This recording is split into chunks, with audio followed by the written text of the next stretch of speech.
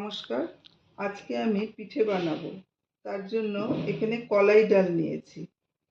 কলাই ডাল আমি সারা রাত ভিজিয়ে রেখেছি। এবার জলটা ছেঁকে আমি মিক্সিতে পেস্ট করে নেব। কলাই ডালটা মিক্সিতে আমি পিষে রেখেছি। আর এখানে একটা নারকেলের পুরোটাই আছে, কুড়িয়ে রেখেছি। আর এখানে 2 লিটার দুধ আমি ক্ষীর করে রেখেছি। এখানে আমি দিয়ে দেব এই আধ কাপ মতন আছে পাটালি গুড়, আর এখানে 3 চামচ চিনি। চিনিটা অল্প দিচ্ছি কারণ পরে আবার দিতে হবে।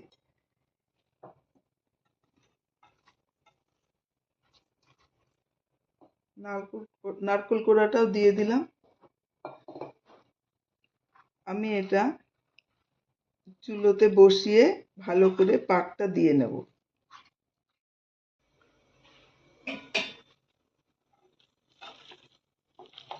চুলোতে বসিয়েছি, আস্তে আস্তে কম আঁচ দিয়ে আমি পাকটা দিয়ে নিচ্ছি।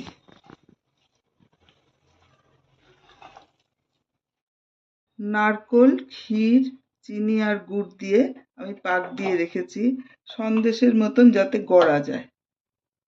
এরকম করলেই যাতে গোল হয়ে যায়, এরকম টাইপের করে রেখেছি।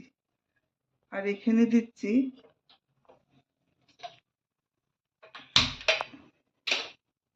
1 কাপ, একটু বড় কাপটা, 1 কাপ চিনি দিচ্ছি। আর গুড় দিচ্ছি অল্প করে। আপনাদের মিষ্টিটা ইচ্ছে মতন দেবেন।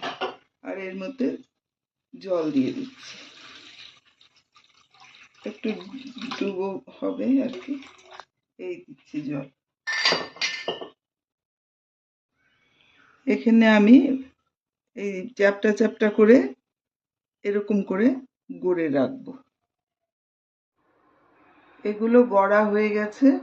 এবার আমি নারকেল আর ক্ষীর পাকিয়ে রেখেছিলাম, সেটা গড়া হয়ে গেছে। আর এখানে রসটাও হয়ে গেছে। রসটা শুধু আমি একবার ফুটিয়ে নিয়েছি।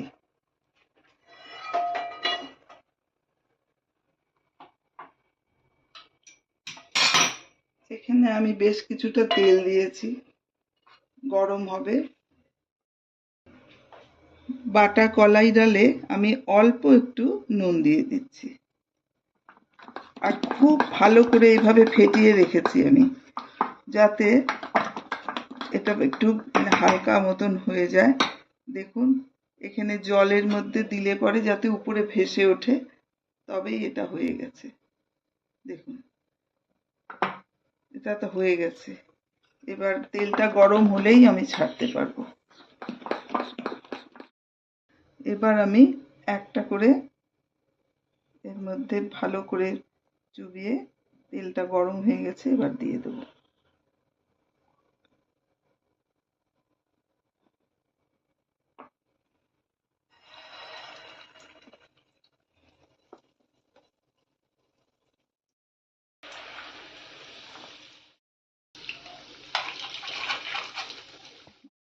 খুব মুচমুচে হবে।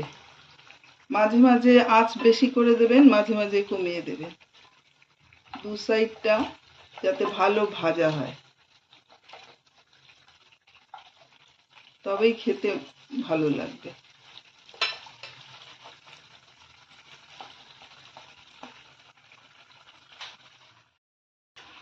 এবার আমি তুলে নেব।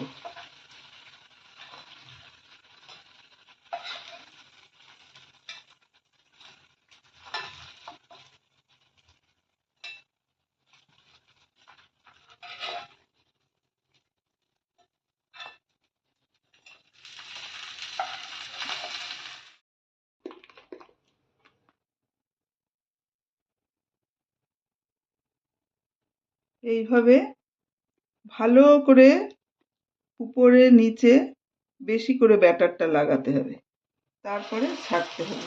কোনো জায়গা যেন ফাঁকা না থাকে। একটু ফাঁকা থাকলে সেটা ভরে দেবেন।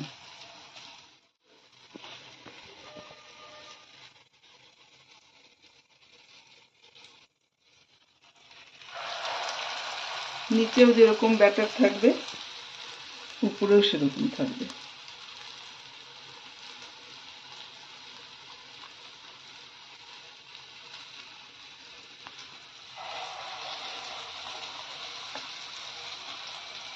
সেই জন্য আস্তে আস্তে ভাজতে হবে যাতে ভালো করে ভাজাটা হয়ে যায়।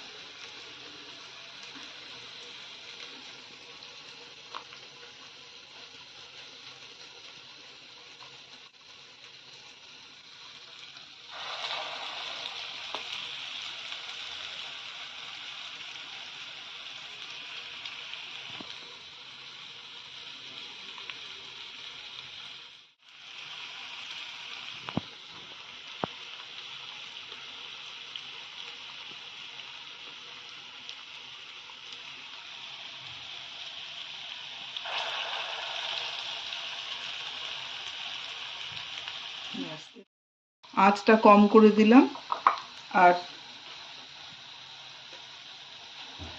অল্প অল্প গরম তেল উপরে তুলে দিতে হবে।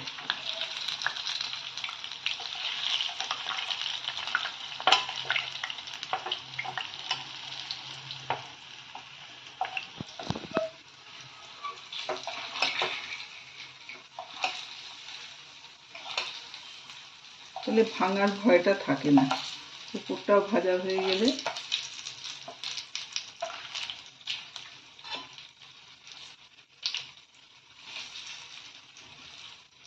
আস্তে আস্তে হতে দেব। ওই সাইড হয়ে গেলে তারপরে আমি উল্টাবো। ব্যাটার অল্প একটু বেঁচেছে, আমি রস বড়ার মতন দিয়ে দিচ্ছি।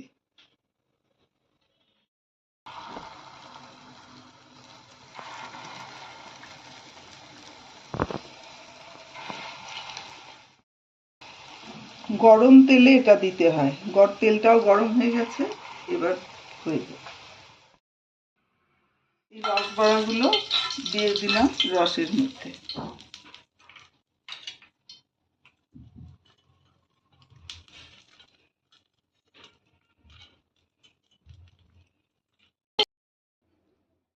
তৈরি করে ফেললাম গোকুল পিঠে, প্লেটে সাজিয়ে দিলাম।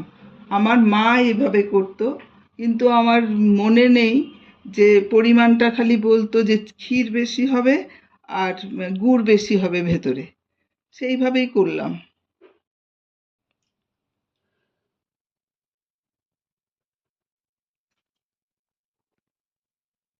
রস একেবারে ভেতরে ঢুকে গেছে, দেখুন।